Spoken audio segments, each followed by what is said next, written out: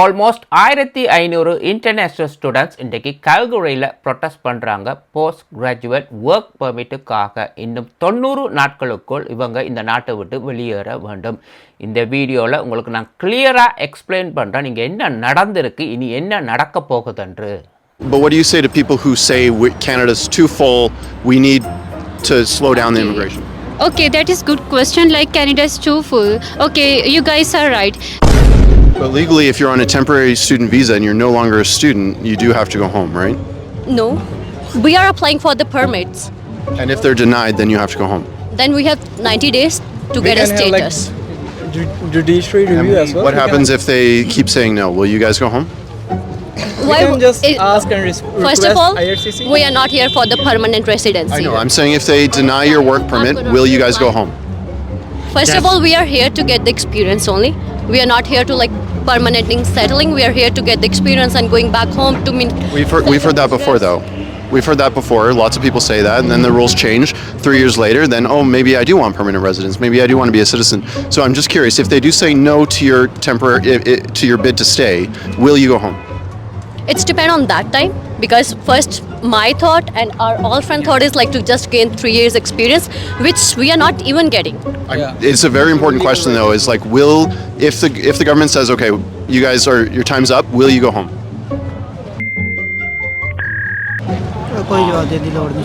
I don't know, like why are you asking like these kind of questions? Well, it's just because it's the law, and that's why you guys are here protesting. Canada ஃபுல்லுண்டு தான் இந்த gap சிஸ்டத்தையே இவங்க கொண்டு வந்தாங்க. இங்கே இவங்கள்ட்ட ஒரு கேள்வி கேட்கப்படுது, உங்களை இந்த கவர்மெண்ட் வெளியேற சொன்னால் நீங்கள் வெளியேறுவீங்களா? அது முதலாவது கேள்வி. ரெண்டாவது கேள்வி, அப்படியே உங்களுக்கு போஸ்ட் கிராஜுவேட் ஒர்க் பர்மிட் தந்தால் இன்னும் 3 வருஷத்தில் திரும்பி நீங்கள் ப்ரொட்டஸ்ட் பண்ணத்தான் போகிறீங்க permanent ரெசிடென்ஸுக்கும் சிட்டிசன்ஷிப்புக்கும்.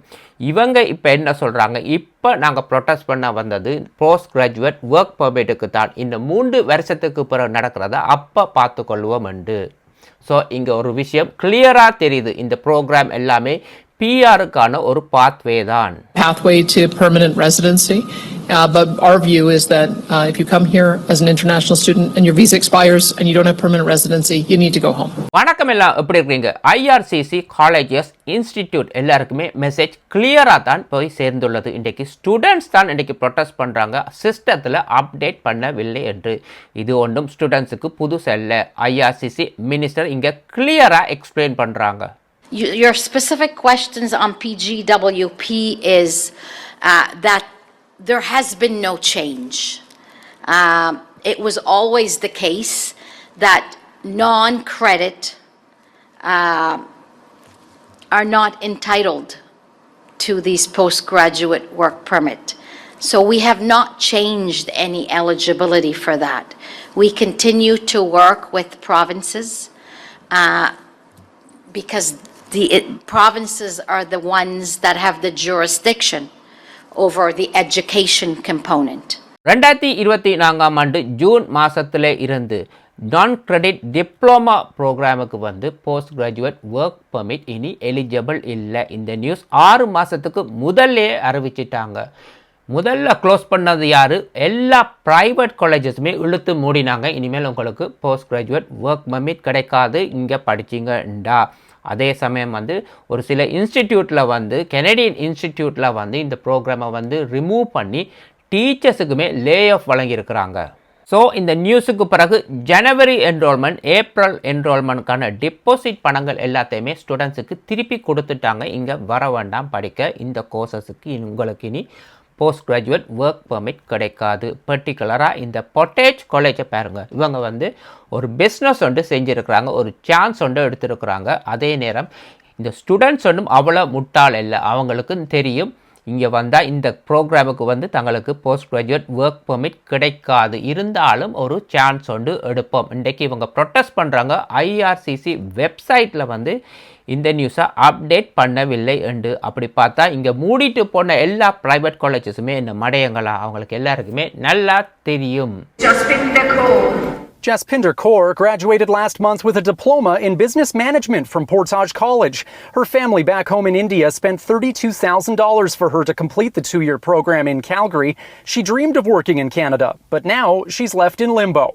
I didn't heard any news and I was so shocked. On Friday, dozens of international students gathered in front of the college after 95% of them were refused their applications for post-graduation work permits. Despite many of them applying 18 to 24 months ago, the federal government claims their programs were non-credit, meaning they no longer qualify. All of us are agree we can't even sleep or we can't even eat properly. Like it's a depressing moment for us. இது முழுக்க ஒரு பிஆருக்கான ஒரு pathway தான். இந்த காலேஜுக்கும் 100% இதில் சம்பந்தம் இருக்குது. இந்த ஸ்டூடெண்ட்ஸுக்கும் நல்லா தெரியும்.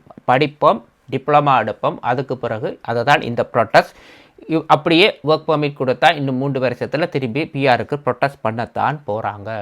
கனடியன் பிரைம் மினிஸ்டர் என்ன சொல்கிறார்? விசா எக்ஸ்பயர் ஆனால் சொந்த நாட்டுக்கு போக வேண்டியது தான். அசைலம் கிளைம் பண்ணுறதுக்கு எந்த ஒரு தகுதியுமே இல்லை என்று. இதே மாதிரி தான் அல்பர்டா பிரீமியர் டேனியல் ஸ்மித்தும் அதை தான் சொல்கிறாங்க. இந்த டிப்ளமா ப்ரோக்ராம் எல்லாமே ஒரு பிஆருக்கான ஒரு பாத்வே தான், ஒரு பிஸ்னஸாக தான் இதை செய்கிறாங்க. இன்டர்நேஷ்னல் ஸ்டூடெண்ட்ஸாக வந்து கனடாவுக்கு வந்தீங்க, விசா எக்ஸ்பயர் ஆனால் இந்த நாட்டில் இருக்க முடியாது, சொந்த நாட்டுக்கு திரும்பி போக வேண்டும். Alexa Poza with Juno News. For the Prime Minister, are you prepared to deport the students of Portage College who are hunger striking to stay in Canada despite having no permit to remain? And to Premier Smith, are you prepared to start decertifying diploma mills in Alberta? I'm not familiar with the specific case, I'm afraid, and I would. But so, and we have processes to make those decisions, and they need to be. They need to be followed, and if people are not here, if they don't have authorization to stay and they don't have right to claim asylum, then there's a process that would be followed. But I'm not familiar with the details of the question. Thank you. I wouldn't describe Portage College as a diploma mill. There have been instances where I think unscrupulous operators have set up diploma granting programs and taken advantage of students. I think perhaps Portage maybe overstated the pathway to permanent residency. But our view is that if you come here as an international student and your visa expires and you don't have permanent residency, you need to go home. 2026 இந்த வருட முடிவுக்குள்ள 1.4 million மக்களுக்கு temporary work permit expire ஆகின்றது, நிறைவுக்கு வரப்போகின்றது. இப்போ இந்த students இன்றைக்கு கால்கரியில் strike பண்ணுறாங்க, ப்ரொட்டஸ்ட் பண்ணுறாங்க. ஒரு சிலர் வந்து உண்ணாவிரதம் இருக்கிறாங்க. இங்கே வந்து டிப்ளமா படிச்சுட்டு இந்த நாட்டில் உண்ணாவிரதம் இருக்கிறது அவ்வளவு ப்ரொஃபஷனல் அல்ல. இதுக்கு முதல்ல ரூபீண்டர் என்பவர் 2024 87 நாள் வந்து இவர் உண்ணாவிரதம் இருந்திருக்கிறார். இவர் மயங்கம் இல்லை, அப்படியே ஸ்டெடியாகவே இருந்திருக்கிறார். 88வது நாள் போலீஸ் இவரை பிடிச்சி சார்ஜ் பண்ணி கூட இருக்கிறாங்க. Large college students are protesting and some of them are on hunger strike against mass refusals for their PGWP post-graduation work permit. Do you think fasting is the right decision? Yeah, because we don't have option left. Some of my friends are doing fasting because I think this is the best way to get our voice through the IRCC, because they also get to know like we are just asking for our legal rights, not PR, nothing else, just for the PGWP. So do you think that protest and hunger strike is going to help you guys, or do you think it's going to go against you? I think it's going to help because there is no job. Everybody is spending their whole day and night over here. And I think, yeah, IRCC has to listen, and this is the right way. We can connect to them because we are not breaking any kind of rules. So I think, yeah, it's going to work. What is the major demand? Just PGWP, and some people are saying like we're asking for the peer. That's totally wrong. We are just asking for the legal, like we are eligible for the PGWP, and we are just asking for that. இப்போ இங்கே படித்தவங்களுக்கு வேலை இல்லை. இவங்க இந்த work permit எடுத்துக்கொண்டு கால்கரியில் வேலை செய்ய முடியாது. கால்கரியில் தான் இப்போ அதிகமாக அன்எம்ப்ளாய்மெண்ட் ரேட்டுமே அதிகரித்து உள்ளது. இவங்க இந்த டிப்ளமா எடுத்துக்கொண்டு டொரண்டோ போன்ற பெரிய சிட்டிஸுக்கு தான் மூவ் பண்ண போகிறாங்க. மூவ் பண்ணின உடனே முதல்ல இவங்க விசிட் பண்ணுறது வந்து ஃபுட் பேங்க் தான். இப்போ ஃபுட் பேங்க்லேயுமே ஃபுட் இல்லாமல் கஷ்டப்பட்டு கொண்டு இருக்கிறாங்க. அடுத்தது இந்த டிப்ளமா வச்சுக்கொண்டு இவங்க ரெஸ்டாரண்ட் இல்லாட்டி ஊபர் ஈட்ஸில் தான் வேலை செய்ய வேண்டும். லேட்லியாக ஒரு ட்ரக் ஆக்சிடென்ட் பட்டவர் வந்து பிஸ்னஸ் அட்மினிஸ்ட்ரேஷன் படிச்சிருக்கிறார். $23 ட்ரக் ஓடி ஆக்சிடென்ட் பட்டுள்ளார். அதாவது கனேடியன்ஸ் வந்து $23 ட்ரக் ஓடவே மாட்டாங்க. இந்த மெசேஜ் என்னன்னு சொன்னால் ஒரு சில ப்ரோக்ராமுக்கு வந்து கனடாவில் டிமாண்டே இல்லை. We want our justice. We want like fair decision for it. We will struggle it hard for it. In India, we had like limited opportunities, but here everybody gets a proper chance at every place. இந்த gap சிஸ்டத்தை கொண்டு வந்ததே province தான். ஒவ்வொரு ப்ரொவின்ஸுமே வந்து தங்கள் சனத்தொகை அதிகரிக்கிறதால housing பிரச்சனை, ஜாப் ஆப்பர்ச்சுனிட்டி, ஹாஸ்பிட்டல் பிரச்சனை எல்லாம் இருக்கிறதால இப்போ எல்லா ப்ரொவின்ஸுமே இவ்வளோ ஒர்க் பர்மிட் தான் நாங்கள் வழங்குவோம், இவ்வளவு பிஆர்ன்னு சொல்லி ஒரு கேப் சிஸ்டத்தை வச்சுருக்குறாங்க. அதுக்கு மேலே போகும் பொழுது கவர்மெண்ட் இருந்து மேலும் மேலும் பணத்தை எதிர்பார்க்குறாங்க, ஃபண்ட்ஸை. இன்றைக்கு இந்த 1500 இன்டர்நேஷ்னல் ஸ்டூடெண்ட்ஸுக்கு வந்து போஸ்ட் கிராஜுவேட் ஒர்க் பர்மிட்டை வழங்குறாங்கன்னு வெப்பம் உண்ணாவிரதம் இருக்கிறாங்கன்னு சொல்லி கொடுத்தால் இன்னும் 3 வருஷத்துக்கு பிறகு இவங்க பிஆருக்கு உண்ணாவிரதம் இருக்க மாட்டாங்கன்னு என்னதான் நிச்சயம். அப்படி பார்த்தாலுமே 1.4 மில்லியன் மக்கள் இந்த நாட்டை விட்டு வெளியில் போக வேண்டும். அவங்க எப்படி திங்க் பண்ணுவாங்க? Canada immigration has always gives us a guideline like from this date we're going to implement this, and people who are going to apply for any kind of visas before that they will get through the old established guidelines. But this is kind of literally we are just facing a trauma like students, and this is absolutely very wrong and we want justice for that. எல்லாருமே ஒரே credit program தான் செய்திருக்கிறோம். எப்படி ஒரு சிலருக்கு மட்டும் post graduate work permit வழங்கப்பட்டுள்ளது, இப்படி ஒரு குற்றச்சாட்டு இருக்குது. இது வந்து பேஸ்ட் ஆன் தி அப்ளிகேஷன். உங்களோட அப்ளிகேஷனில் நீங்கள் எந்த ஹை லெவலில் பாஸ் பண்ணியிருக்கிறீங்க அதை விட எக்ஸ்ட்ரா ஆக்டிவிட்டீஸ், ஒரு சிலர் வந்து வேறு கோர்சஸுமே எடுத்து ஆட் பண்ணியிருப்பாங்க. மற்றது நீங்கள் ஒரு ஸ்பெஷல் டேலண்டடான ஒரு பர்சனாக இருந்தால் ஏன் இந்த வாய்ப்பை உங்களுக்கு கொடுக்கக்கூடாது, அப்படி ஒரு சிலருக்கு வந்து போஸ்ட் கிராஜுவேட் ஒர்க் பர்மிட்டை வழங்கியிருக்கிறாங்க. That should be enforced on the future, but that is enforced on the past dates. Meanwhile, other students like Sukhpreet Singh were lucky enough to be approved for a work permit, even though others taking the same non-credit program as him didn't qualify. And for now they are giving approvals 1 out of 20. So how? Like same course, same intakes. இவங்க 2019ஆம் ஆண்டு Noah Scotia provincial nominee ப்ரோக்ராமில் வந்திருக்கிறாங்க. இப்போ 7 வருடங்கள் ஆகிவிட்டது. கடந்த 2.5 வருடங்களாக வந்து ஒர்க் பர்மிட் எக்ஸ்டென்ஷனுக்கு வெயிட் பண்ணி கொண்டு இருக்கிறாங்க. This is the province I want to settle down here. But after 2.5 years of waiting, her application was closed in April. After 29 months, my file is just being kicked from the system. So the funny part is that, and the sad part as well, that I couldn't even reapply my file. If nothing changes, she'll be forced to leave in December after 7 years in Canada. It literally drained me emotionally and financially. I am planning to go back, which I don't want to. இவங்க ஒரு food செக்டரில் வேலை செய்கிறாங்க. இப்போ இந்த program வந்து eligible இல்லை work பர்மிட்டுக்கு. இவருடைய நண்பருக்கும் இதே ப்ராப்ளம் தான். 2 பேருமே இன்னும் ஒரு 2 வருடத்துக்கு ஒர்க் பர்மிட் எக்ஸ்டெண்ட் பண்ணி கேட்குறாங்க. Or worked in the food sector, which is no longer an eligible industry for applicants. She, alongside her friend Arshdeep, are calling on the province to extend temporary work permits for up to 2 years while applications are being processed, so workers can still generate an income or find work in high priority fields in the meantime. It doesn't matter like you have a family over here, it doesn't matter you have a friends and you build a career or a life over here, just because of one document you are nothing. இவங்க மட்டுமில்லை, இவங்களை போல் இன்னும் 16,000 பேர் வந்து பெட்டிஷனில் கையெழுத்து வச்சிருக்கிறாங்க. அவங்களுக்கு உதவியாக ஒரு சில கம்பெனிஸ் வந்து தங்களுக்கு வேலைக்கு ஆட்கள் தேவைன்னு அவங்களுமே பெட்டிஷனில் கையெழுத்து வச்சிருக்கிறாங்க. A petition calling for these changes has been signed by more than 1,600 workers and nearly 60 employers. கேஸில் இந்த லோயர் என்ன சொல்கிறாங்க, ஒரு காலத்தில் டிமாண்ட் இருந்தது இமிக்ரன்ஸுக்கு, இப்போ அந்த டிமாண்ட் இல்லை, வெளியில் தூக்கி எறிகிறாங்க. அதே சமயத்தில் வந்து கனடாக்கு இனிமேல் வர வேண்டாம்னு கூட சொல்கிறாங்க. Now I don't get that feeling anymore. They are treating immigrants kind of like they're disposable. Smith says the province should prioritize workers who've been here for years before recruiting elsewhere. They already know the layout of the land, the system, how it works. They have employment, which is why they're looking for work permits to keep their jobs. On Tuesday, the province announced a one-time eligibility extension for certain circumstances, but Smith says it still won't make a difference for many.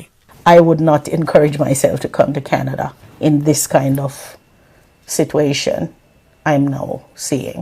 இன்றைக்கி சிஎன்இயில் வந்து 50,000க்கு மேற்பட்ட application, இதெல்லாமே ஒரு seasonal jobs. இதில் வந்து students மட்டும் இல்லை, சாதாரண மக்களுமே அப்ளை பண்ணி இருக்கிறாங்க. திங்க் பண்ணி பாருங்கள், 50,000 அப்ளிகேஷன் இதில் வந்து சேர்ந்துள்ளது. நூற்றுக்கணக்கில் தான் இங்கே ஹையர் பண்ண போகிறாங்க. இன்றைக்கி கனடாவோட நிலைமை இதுதான். படித்தவங்களுக்கும் இதே நிலைமை தான், ஸ்டூடெண்ட்ஸுக்கும் இதே நிலைமை தான். வேலை இல்லாத ஒரு தட்டுப்பாடு ஏற்பட்டுள்ளது. இதுக்கு முக்கிய காரணம் வந்து கனடாவோட இப்போ இருக்கிற சனத்தொகை தான். No, from the CNE, they say that they've received about 50,000 applications ahead of this job fair in and of itself. There's still a couple of hundred positions available, but as you've seen this long line, which I'm going to walk in a short while now, there are many youth that are here that are going to be able to or going to try to snag. இப்போ skill ஒர்க்கர்ஸுக்கு தான் கனடாவில் demand அதிகம். ஒரு கம்பெனியில் தொடர்ந்து வேலை செய்கிறீங்க, நீங்கள் ஒரு ஸ்கில் ஒர்க்கராக இருப்பீங்களா இருந்தால் உங்களுக்கு ஈஸியாக பிஆர் கிடைக்கும். ஒர்க் பர்மிட் எக்ஸ்டென்ஷன் கூட இல்லை, நேராக பிஆர் தான். அந்த கம்பெனியே உங்களுக்கு வந்து உதவி செய்யும் உங்களுக்கு பிஆர் எடுக்கிறதுக்காக. இன்னும் ஒரு நபரை ட்ரெயின் பண்ணி வேலைக்கு அமர்த்துறதுக்கு கம்பெனிஸுக்கு இப்போ டைம் இல்லை. நீங்கள் ஒரு கம்பெனிக்கு ஒரு டிமாண்டான ஒரு பர்சனாக இருப்பீங்களா இருந்தால் உங்களுக்கு ஈஸியாக பிஆர் எடுக்கலாம். இது உண்மையிலே நடந்த ஒரு சம்பவம். இது ஒரு மாதத்துக்கு முதல்ல தான் நடந்தது. இவர் ஒரு கம்பெனிக்கு வேலைக்கு போயிருக்கிறார். ஆஃபீஸில் தான் வேலை செய்திருக்கிறார், ஐடி செக்டராக. இவர் பிஆருக்கு அப்ளை பண்ணுறதுக்கு இந்த கம்பெனி இவருக்கு ஹெல்ப் பண்ணியிருக்கு. அப்படின்னு சொன்னால் இவர் ஒரு வேல்டராக வேலை செய்கிறார், அதாவது ஒரு ஸ்கில் ஜாப்பில் தான் இருக்கிறார்னு சொல்லி இவருக்கு ஒரு வேல்டர் பொசிஷனை போட்டு தான் இவருக்கு பே ஸ்டாப் எல்லாமே வழங்கப்பட்டுள்ளது. இவர் பிஆருக்கும் அப்ளை பண்ணியிருக்கார் அப்படின்னு சொன்னால் நான் ஒரு வேல்டர் என்று. இவருடைய எலக்ட்ரானிக் அப்ளிகேஷன் வந்து இவருக்கு அக்செப்ட் பண்ணி வந்தது. அப்போ இவர் நினைச்சார் எனக்கு இனி பிஆர் கிடைச்சிருந்தானேன்னு சொல்லி உதவி செய்த இந்த கம்பெனியை வந்து குவிட் பண்ணிவிட்டு வேலையை விட்டு வெளியில் போயிட்டார்.